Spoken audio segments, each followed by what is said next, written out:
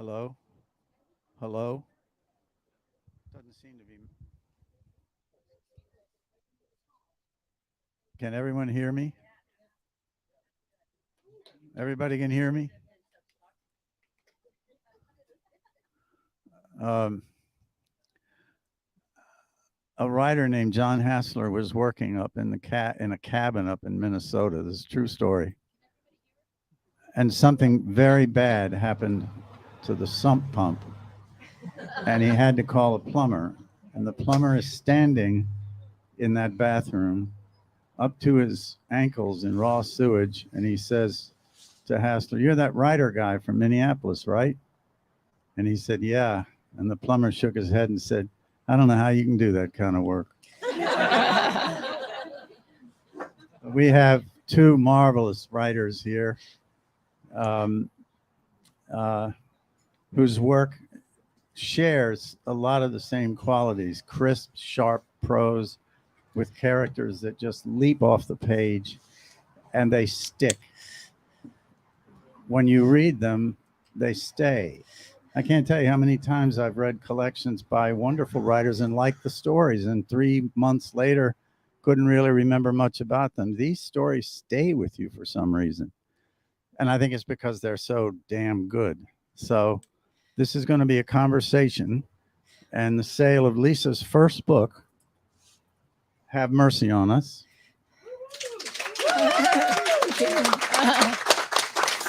And also a celebration of Yoon Choi's wonderful book, Skinship, which I read about 2 years ago or 3 years, and, which I think I blurbed even. I did, didn't Yes. I? I wrote a comment to her publisher about it. So here they are, these two wonderful women, to have a conversation about their work.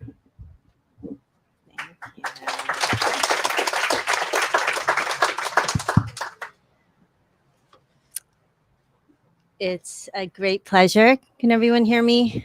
With a small voice. It's a great pleasure to have a conversation here with Lisa, another another writer of short stories, a woman writer, an Orange County writer. Yeah. Okay. Let me see. Um, the space is beautiful, and we're feeling such warmth and encouragement from the people who are here to hear Lisa read. So, what I'd like to do is give a short introduction to Lisa. We'll have her read a little bit from her story collection so you can hear what it sounds like in the author's voice. She and I will have a conversation, and then we'll have some Q&A at the end.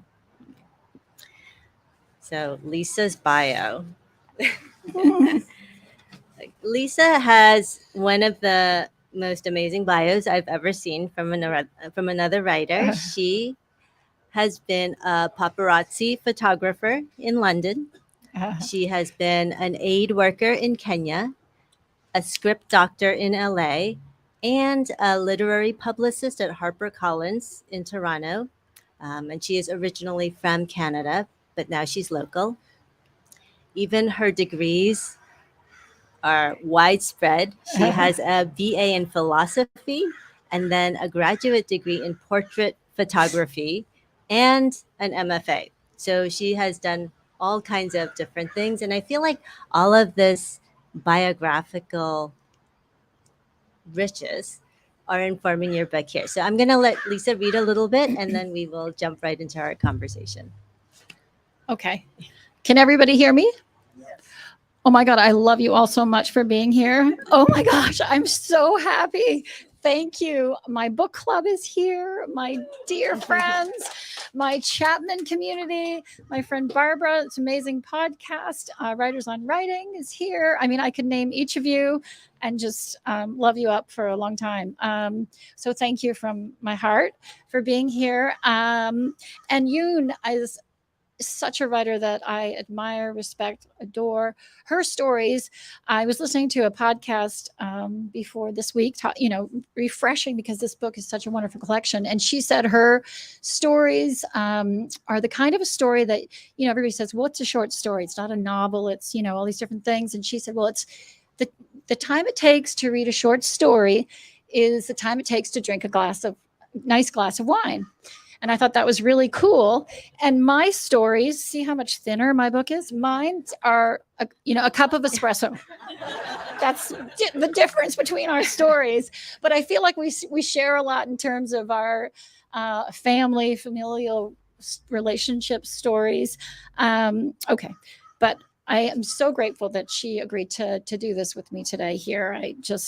I'm thrilled. So I'm going to read the title story, just like not even 5 minutes, of Have Mercy on Us, the title story, which is the last story in the collection. And I was practicing this morning with Richard and Lila, and Lila's got a cold. She's feeling terrible. So she's in bed sick. And she's quarantined, so I'm fine. But you don't have to hug me if you don't want to. But so I was reading the story and I was reading along, and Richard said, "You sound like you're reading to a 5-year-old," because I was getting all animated. So, and Lila said, "You're doing the eyebrow thing." And I was like, "Okay, I'll just read it." So, okay. So here we go. I'll let the words speak and try not to be too animated. Okay. Oh, okay. Sorry. Isn't this space amazing? It's so pretty.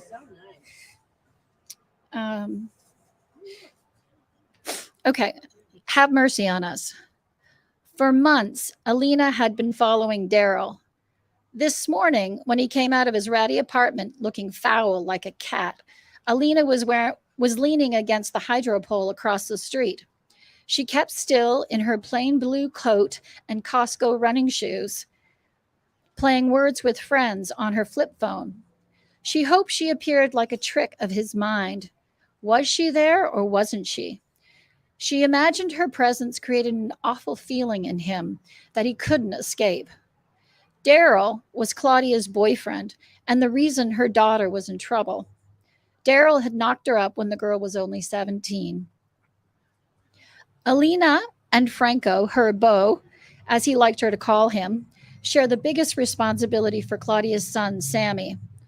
The boy was asleep in the next room with the worn stuffed lamb under his chin, and Claudia was out, God knows where. "Allie," Franco called, rescuing Alina from her obsessive thoughts. He wasn't angry. Yelling was just how Franco's words came out. Alina had been packaging brownie orders for tomorrow's UPS pickup. "I'm right here," she said, "not a million miles away." But of course, she was always a million miles away. "Come look at this matching striped sweater with the dungarees," Franco smiled and pointed at the laptop screen. He meant striped, not stripped, but she no longer corrected his English. Franco had lived in Scarborough for more than 20 years now. He'd immigrated to Toronto from Berlin when the wall came down. She admired his ability to embrace Canada, similar to the way her father had when she was a child and they left Warsaw, just the two of them, with only 500 zlotys in her father's pocket. She and Franco were both products of the immigrant dream, and they had bonded over the beauty and lifestyle they'd been given in Canada, which neither of them took for granted. "Size 5, you think? Sammy, he's quite a pudge, eh?" Franco said. "Where's the kid going to wear all these clothes, Franco? Anyway, they're called overalls. I have a coupon. They cost me almost nothing." Franco was a large man, and he loved to buy stylish outfits for the little boy. "I enjoy it, Allie," he said. "Just let me have this fun." Their postbox was full of catalogs: Jacquardy Paris, H&M Junior, Zara Kids, Mimi Miouche. "What is all of this?" she'd ask Franco, and he would pluck the ads from her like treasures. Alina herself was 52. She was Eastern European, blonde, and wore petite clothes, and yet she had sizable hands, which seemed to grow as she aged. If the word avuncular could apply to a woman, it would describe Alina. In the afternoons, she left Franco with Sammy and drove to the Catholic Elementary parking lot 6 blocks away and waited in her Camry for Daryl to show. This was the spot, she discovered, where he sold drugs to motorheads. She knew he had a phobia of the supernatural, and day by day, with her haunting presence watching him, she felt she was getting to him. In Alina's mind, it was her responsibility to save her daughter from this man, to make him gone. Like clockwork, after the deals were done, Daryl, who was sinewy in frame and wore lumberjack clothes, went to the Tim Hortons donut shop. I added that in case nobody knows Tim Hortons. It's a Canadian donut shop everywhere. When he ordered his double coffee, Alina was at her booth drinking tea, giving him the evil eye. Without fail, Alina would see the black crow outside the window in her booth, and she knew it was her father keeping an eye on her. He had died when Claudia was only 3, and ever since he appeared as a black crow, and she felt his energy so deeply. No one could tell her the crow was not her father. It was him. Before he died, her father said, "Now that you have a child, Allie, you will never be free again." How true that was. Family history revolves in a circle, she thought, spinning and repeating itself until the end of time. I'll stop there. Just a couple of pages. Thank you.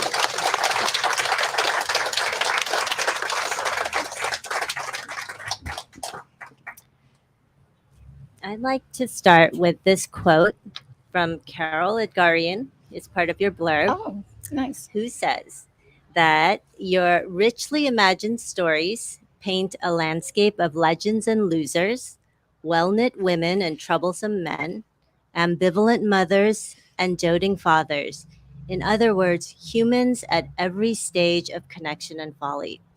And the reason I like this quote is because I think it really captures the range of characters and situations and geographical locations, which make this collection so special. So my first question for you, it's a softball. Okay. How does a story start for you? Is it a scene, a situation, a line, a character? Like, where do you get your ideas? I get my ideas from it always starts with a character, but a lot of times it's a dialogue I overhear somewhere. I teach at Chapman writing the short story class, and I always have them go out to wherever, the Circle in Orange, Old Town Orange, or the community center, and listen for dialogue, because it's amazing the great things you can pick up that people say. So I'm always constantly putting notes down in my head about what people say to each other, because sorry, can you hear me? Dialogue, I always think, is what people do to each other in a way. It's like sticks and stones might break my bones. Words will very much hurt you. So I think of that, the words that we say to each other and what they carry. So I think a lot of times it's that.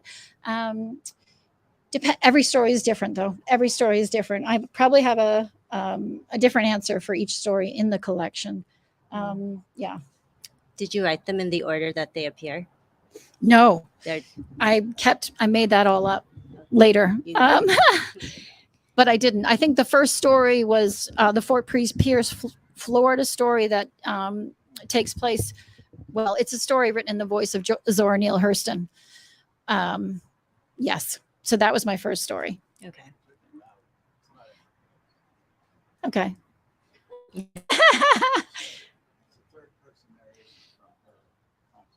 Yes.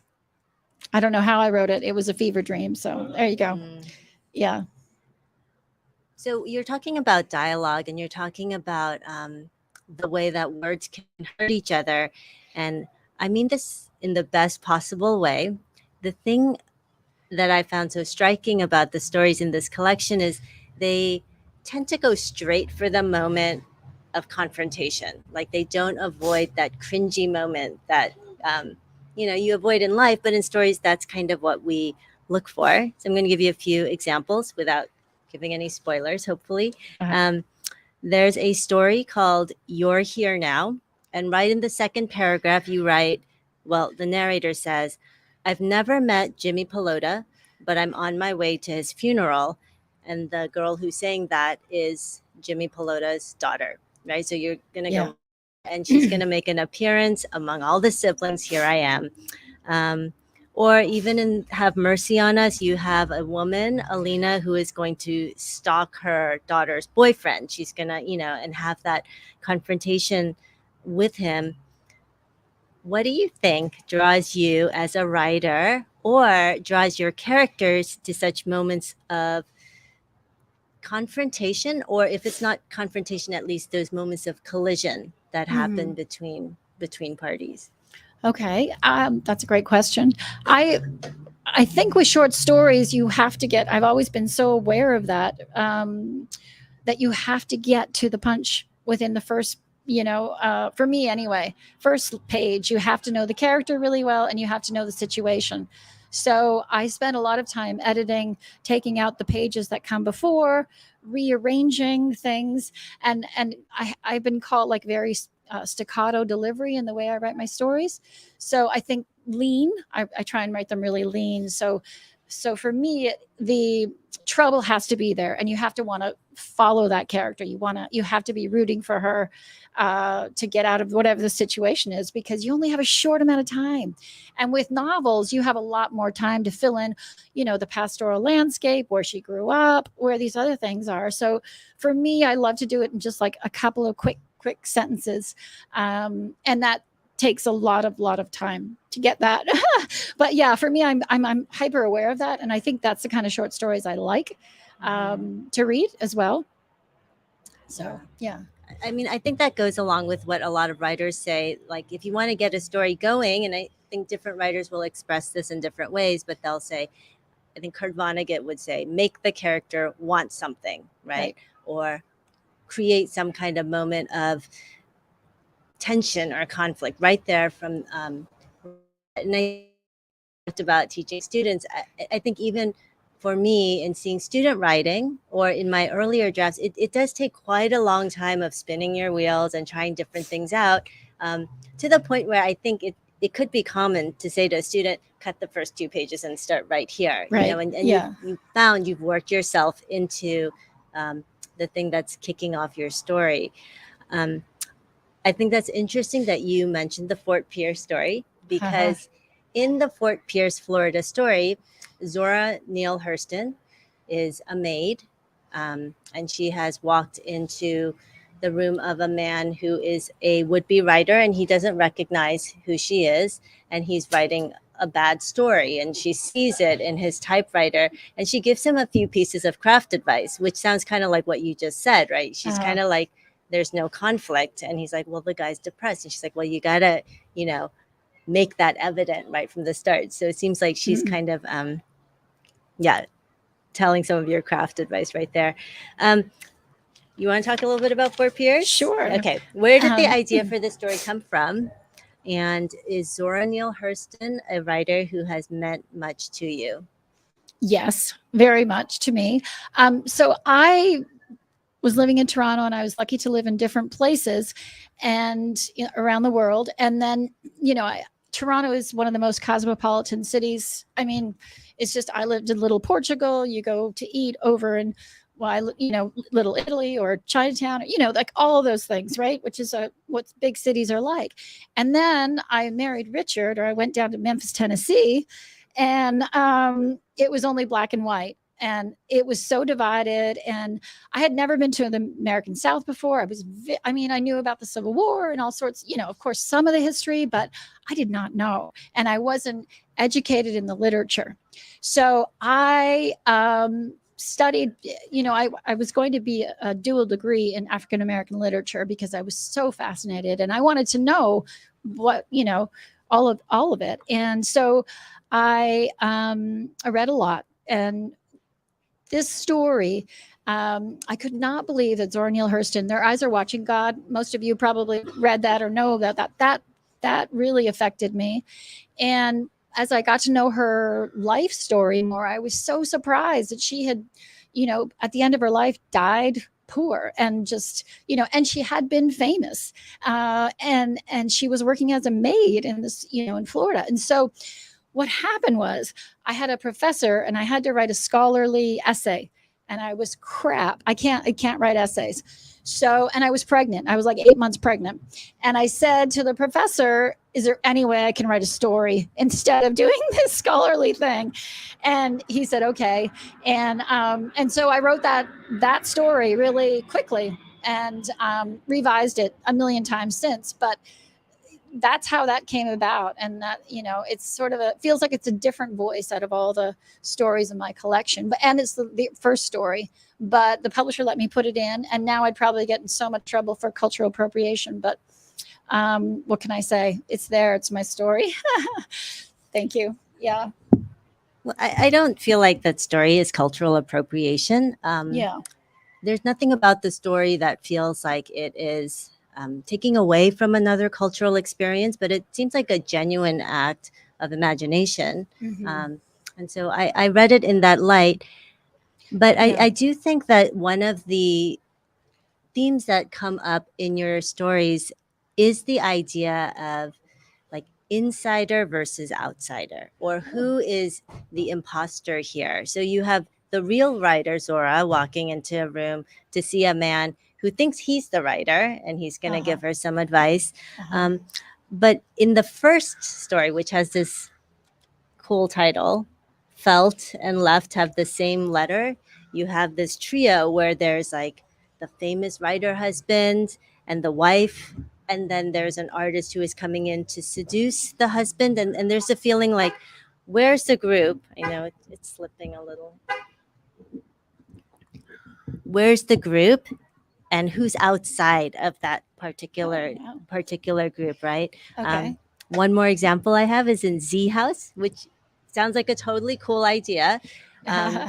Divorced woman and a single mom, best friends, decide they're going to live with each other, and so they have a house that's shaped like a Z. And one lives on this side, one lives on this side, and they kind of meet in the middle of the Z. But then one of the women, her son, comes to live. So now it's a group of three. And again, there's that kind of conflict of who's inside and who's outside, who's welcome here, who's legitimate, and who's not. And I feel like that's like a kind of poignant theme that tends to run through some of your stories. Can you speak to that a little bit? Oh my gosh. I bet you could write the essays, couldn't you? You're good. Oh my God. Okay. Well, a lot of times I don't know what my themes are, to be honest. But I think that's very apt in terms of now that you say it, I can see it with all of them, especially, the one You're Here Now you talked about, because there's a woman who's going to meet her father that's died, but then there's also 8 siblings that she's never met before. So I don't know. I'm sure it's my dad's fault somewhere, or I don't know.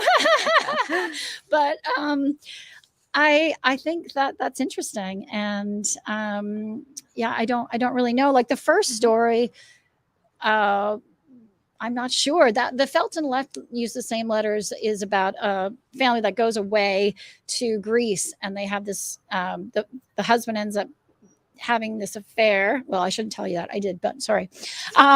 Anyway, but I, some of the characters in these stories, and the biggest criticism I get about this book is that I wanted it to go on. I wanted, why didn't you make a novel out of this? And it's so short. But that first story is the one that I'm working on now as a novel. And so it's this couple and their daughter who's 26, and they get back to Toronto after this thing happens. And then the whole novel is told from the point of view of Daria, who's the main character, or is in first person. So I sort of switched it around. Anyway, I don't think that was the answer to the question, but I went around that. But I love that idea of the theme. Where'd you get that title? Felt and Left have the same letters. I don't know. I just made it up. It just came out of honestly. I mean, there is the writer's muse, right? There's some person that's up there in your dreaming, sleeping life that comes to you. And if I can't think of something, I often take a nap and ask for answers, or at nighttime ask for answers. And that title just, I swear it came to me. I have no idea. That sounds so weird, but it is true. There is something else going on, because it's like we all have these stories inside of us, right? And then we have the story that's going on in our head, right? So we're always walking around and not noticing that we're making up stories about everybody all the time, and I just love that. And then there's all this stuff that's stored in you, and how does it get out unless it's in a written story or something? I mean, and so many things happen in a day. Like I was out with friends that we were visiting, and we were at the beach, and there were sisters, and one sister was the wild sister with the crazy hair and not dyed and sort of shaggy looking, and the other sister was very neat and proper and had all black, cool clothes on. And we're walking along the beach, and the neat sister leans over to me and says about her sister, she says, "Oh, I wish she would cut her hair." And I was like, "Oh my God, that you've been going around with that in your head." And she said it to me, and I was like, "Oh my God, that's what we do all the time. We never say it, but we're always thinking these amazing and horrible things about each other." And so I think the stories that's what all we are. This whole physical thing is just a shell. You know what I mean? And like the older you get, it's just like, oh my God. But I had my hair blown out today because like it's getting all thin and everything. I was like, I'm going to get my hair done. So I did. But that's an aside. But the stories, I think that's all we really have. And that's what we carry around. And that's who we are. Once you get to know somebody, you're sitting down. Who do you want to go to have coffee with? Somebody's going to tell you a story about their life. All you want to know is their truth, not the bullshit about what their house looks like or inside or anything. You want to know what makes them feel and tick and scared, because we're all scared all the time. So I think that's why I write such disparate characters, Yeah. Anyway. Yeah. Okay. So we're going to go to Kenya now. Oh my God. Okay. You got 2 stories in Kenya. Uh-huh. And your bio says that you actually did some aid work there. Uh-huh. What I think is so interesting about these 2 stories is the narrators are very different. One is a dad who wants to rescue his son from aid work in Kenya. He just doesn't want his son to be doing this kind of thing. And then the other is an aid worker who is in Kenya, and this is a female narrator, but she's very unhappy in her situation. And I would say both of them aren't particularly optimistic about what the work that's going on there, what the value is of that work. Do you think that's a fair thing to say? I think in terms of, you mean like going into a different country and then helping out and reshaping that kind of thing? Yeah, they both Uh-huh. seem to have reservations about, like Yes. the aid organizations seem to have like an ideal, but both of the narrators seem a little bit skeptical. Yeah. Right. Yeah. And I'm still skeptical. I mean, I was 30 when I went to Kenya to work in an orphanage for a year. And yeah, most of the time I thought, what am I doing here? Why am I doing this? In the sense of, it's not my place. And so I had, like, one example is, so I worked in a place called Pillars of I think I can't remember what I call it, but it's a bit opposite to what the orphanage I worked at. But one day, I mean, it was very dirt floors, everything you imagine. It was lots of kids. I mean, there was from, I had like a 10-month-old to 18-year-olds the 18-year-olds were getting kicked out, which was one problem. And then the young ones, I wasn't a mother yet. And so I had no idea what I was doing. And there were other people there. But one day I was going to paint the kitchen, because the Indian family I was living at, their house, they had a hardware store.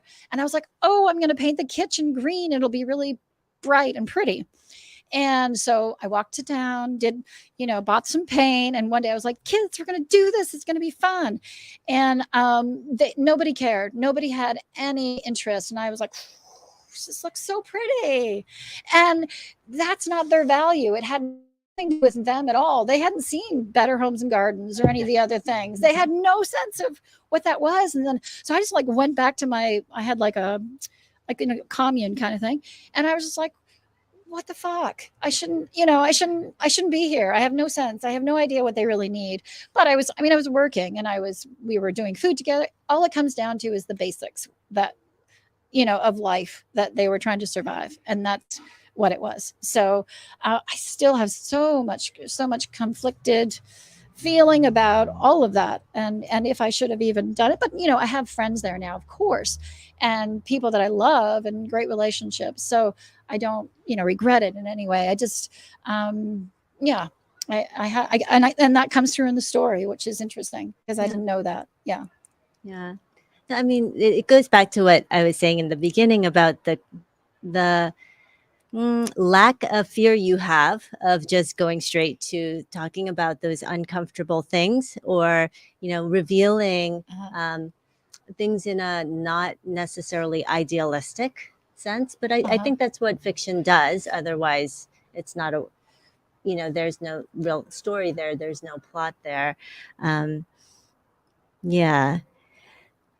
I was at an orphanage too. Were you? I What was. country? I was in an orphanage in China. Tell us about Yeah. that.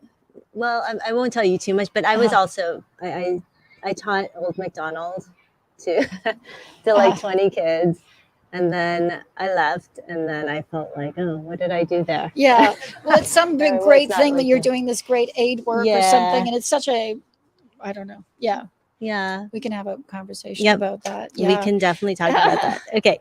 I'm gonna move on a little bit from the stories and Okay. talk a little bit about you as a writer. Can you Oh. tell us? So you can kind of interpret the question however, or take it wherever it goes. But can you tell us a little bit about your journey as a writer? For example, did you always know that you wanted to write? Did you read a lot as a girl? Who are some of the writers who were important to you over the years? Or even your journey to writing this collection here. Okay. I just wait a sec. Mhm. I didn't ever think I was good enough to be a writer. I dated writers. That was my thing. I used to date a writer, a lot of them, and then I married a writer. And you're about the only one that was uplifting enough to say, "Yeah, you can do it."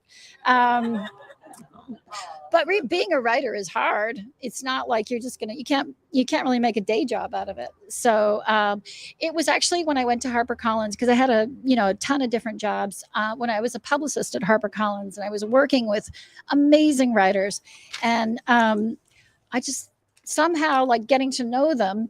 I'd have to take them to lunch or to an event or a TV show or whatever press they were getting, and I was like, they're not any better than me. I can probably do, I was at home writing all the time and in the mornings before work. And that really was eye opening to me and really helpful. So that was later on in life. So it took a long time for sure. And writers who've influenced me. Well, I'm Canadian, so Alice Munro, Carol Shields, Alice Munro, of course, in terms of short stories, and gosh, so many others. I just read a ton, and so collections. More recently, people like Elena Ferrante have been huge for me. Valerie Perrin, more recently, writers that I really love that I can learn something from. Yeah, Richard, my husband, of course. Yoon. I just think that all the stories you've ever read are in you. All the novels you've ever read are part of what you take from to write. And so that's where I get it from. Yeah. Did you read a lot when you were a kid? No, I didn't. I came from a very sporty family, and that's no books really. I mean, my mom always read, but it wasn't what you got points for. So it wasn't until I was really ill in my teens and 20s. And so that's when I had to read because there was nothing else to do. I would have rather chased boys. Oh my God. But nobody was coming after me. So I was, in the hospital a lot. So that's really where that voice came from. The writer came from for sure. But then I started to read. But I didn't love it. Like I was reading Jackie Collins and, just trash stuff that I could find around my house. But I loved it. Alice Munro wasn't until college when I read Lives of Girls and Women that changed my life in terms of loving that voice. Dell is the main character. I wanted to be her. Yeah. It took me a few tries to get into Alice Munro. Okay. I remember reading her in The New Yorker. And I was like, I should really admire this woman, but I just could not understand. Really? Yeah. Okay. Yeah. But then once I understood what her stories were doing, Uh-huh. then I fell in love like everyone else. Yeah. Okay. Okay, I'm gonna ask you some fun, nosy questions. Okay. Like, can you tell us about your writing routine? Okay. Like, for example, do you write on a computer? Do you have a Yes. special desk? Is there something you have to drink while you're writing? Like, Oh. what's your routine like as a writer? I have nothing like that. I wish I did. I have a desk. I have an office and we made in the garage, which I love. And that's been great. And Anna encouraged me to do that. A room of one's own, which really helps a lot to have somewhere to go. But no, I'm crazy as a person. So if I wake up and I can write, that's amazing. But usually I'm just like getting my kids to school or I'm doing something and then it's late at night and I've had too much espresso. So I'm like, okay, I'll go back to the story.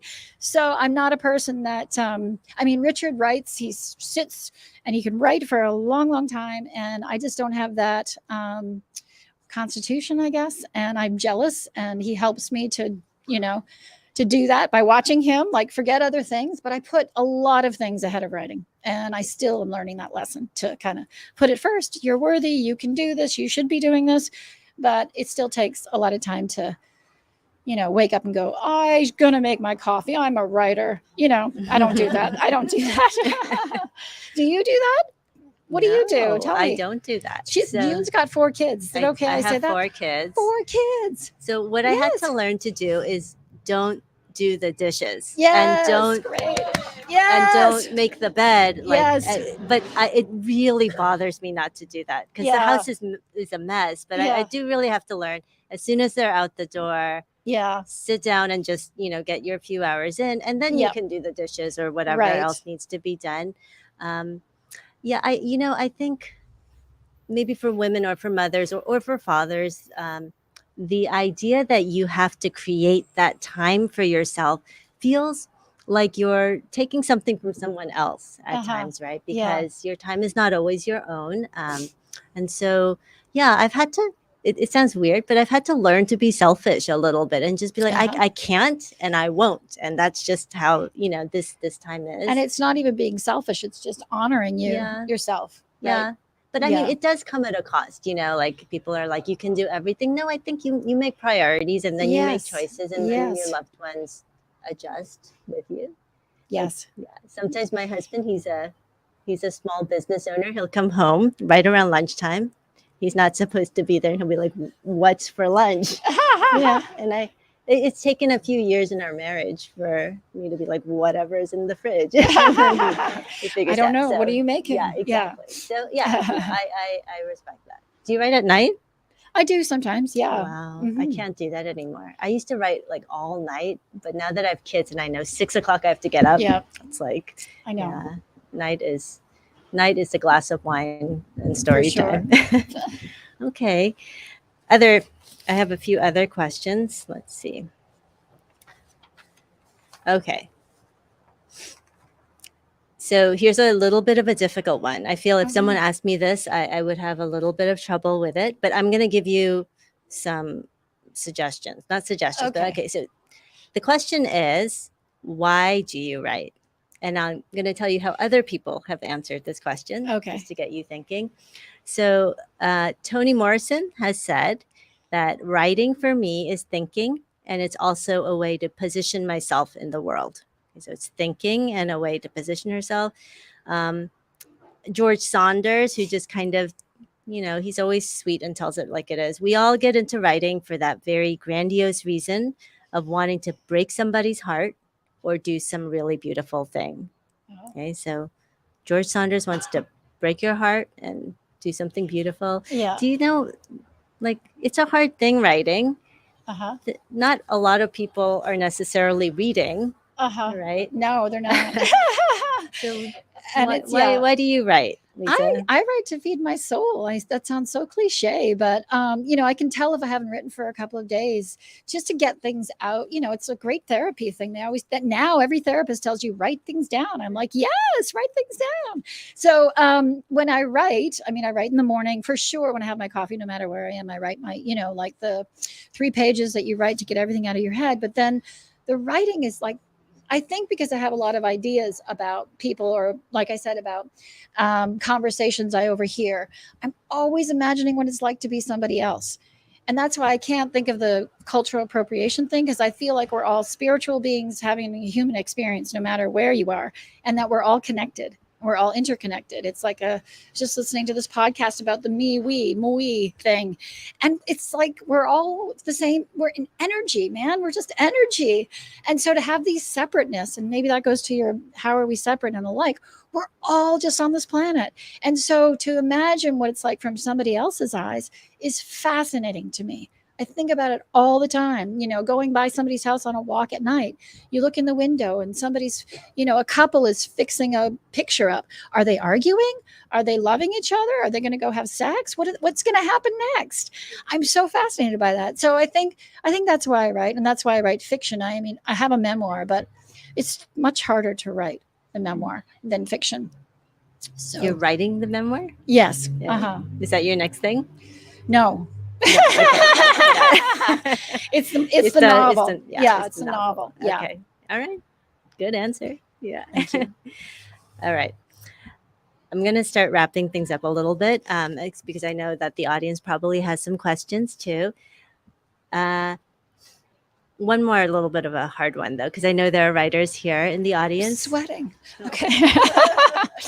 Okay. What are your thoughts on writer's block?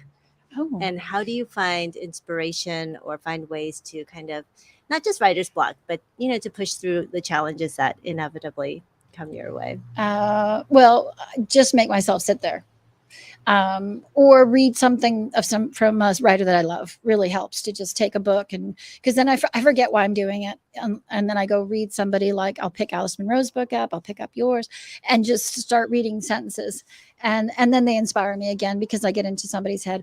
Or I meditate a lot, and it sort of it grounds me. And then I can be like, okay, sit.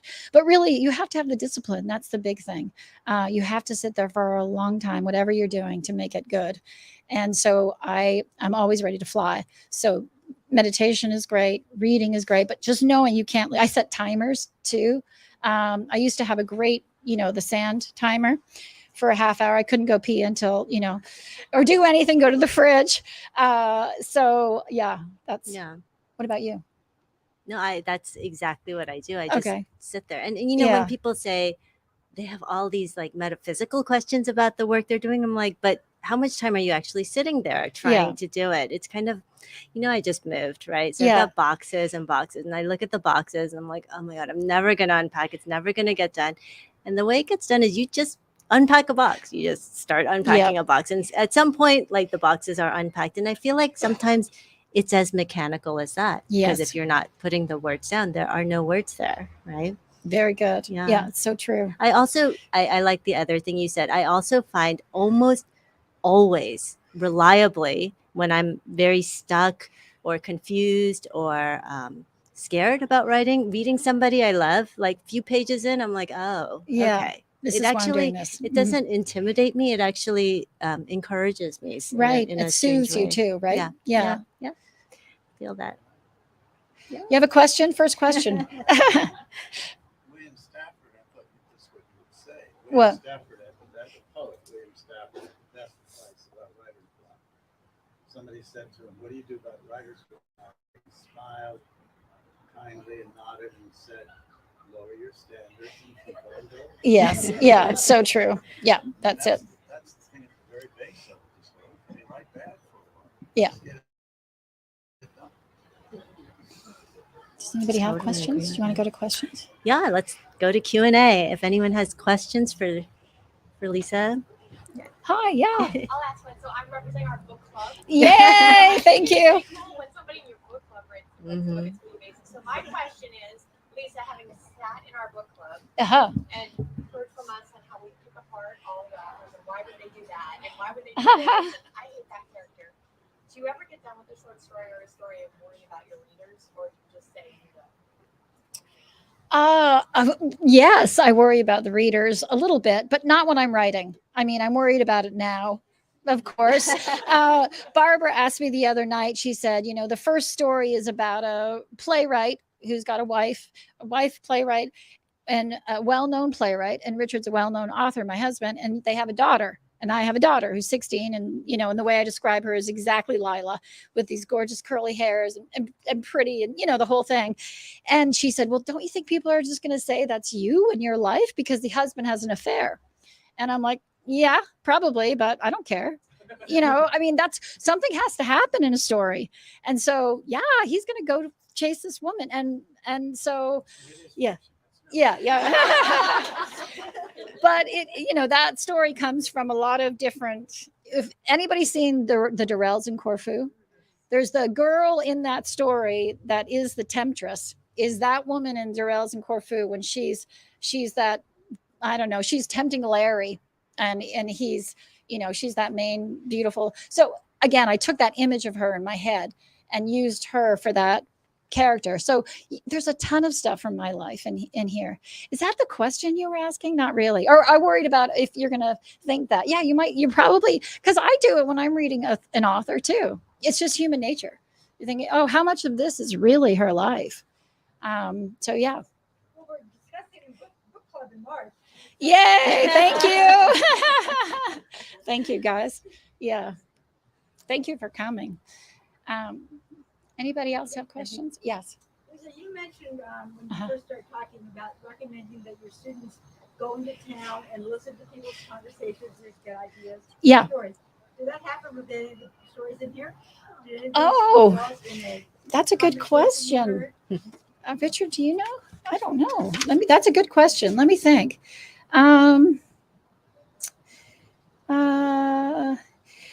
No, I don't know. I mean, the thing that happens is I write things down, and then through a million revisions of the story, that goes away probably. Like what you were talking about, the first 2 pages. There's so many that I think probably had that, but I can't recall the exact phrase. Yeah, I'm sorry. I'll have to think about it. I knew you were going to ask me a hard question, Monica. Well, you did the rhythms of the speech. Yeah. All kinds of things. Well, the one story that starts how I became a banker. It starts when I was 12 years old. I made a promise to myself that I'd make a shitload of money.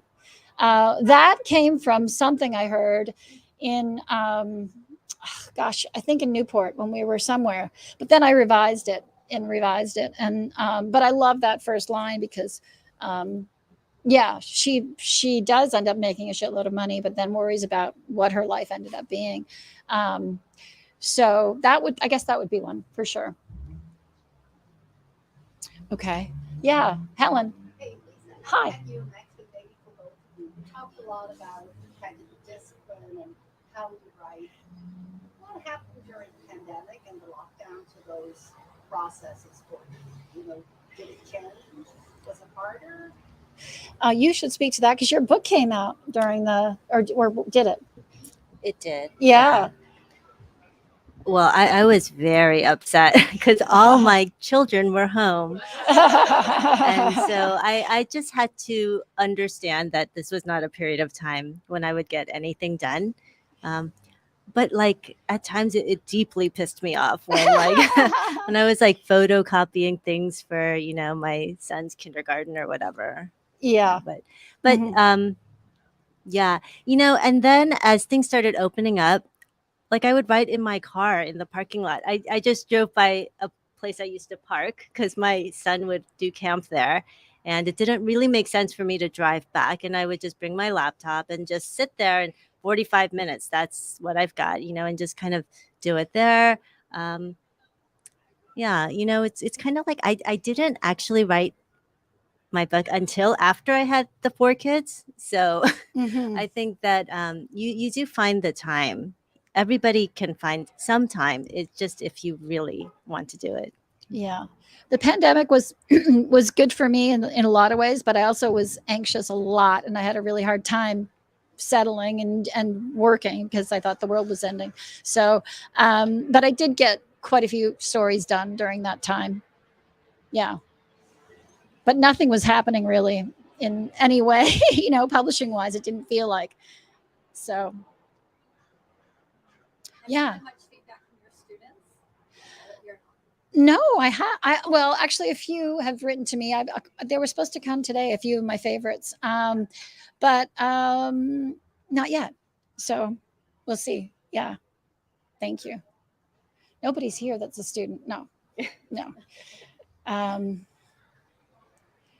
But some of my stories have been published. I mean, when they take my class, a lot of students read your work before they take the class. And so I've had good feedback that way. So that's good, I guess. Yeah.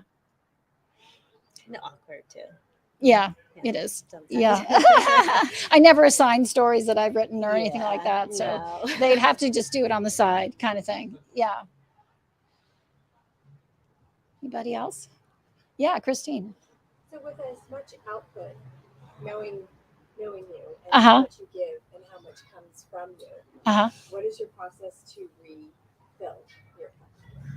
Oh, I go see you. Christine does yoga and is also like a spiritual counselor. I walk and I hang out with Richard and watch TV at night. It's so much fun. And Lila too. We go for walks. I love going to the ocean if I can, and I hardly ever do. Meditation, breathing, gratitude, all the stuff. California sunshine. I mean, how lucky are we? My family's in Canada, man. I never post any pictures of anything pretty. It's all just work stuff usually because they can't handle it. It's too much. Maybe in June I will post, something about my backyard, but not this time of year. What about you? What do you get to do that? Refill your cup? I have a glass of wine Yeah. every night Yeah. with my husband. It's pretty great. Yeah. Well, thank you everybody for coming. We won't keep you much longer. I'm so grateful that you came. Thank you, Yoon. That was wonderful. Thank you so much, everybody. So appreciate you. Congratulations. Thank you. Thank you. Best of luck. Thank you.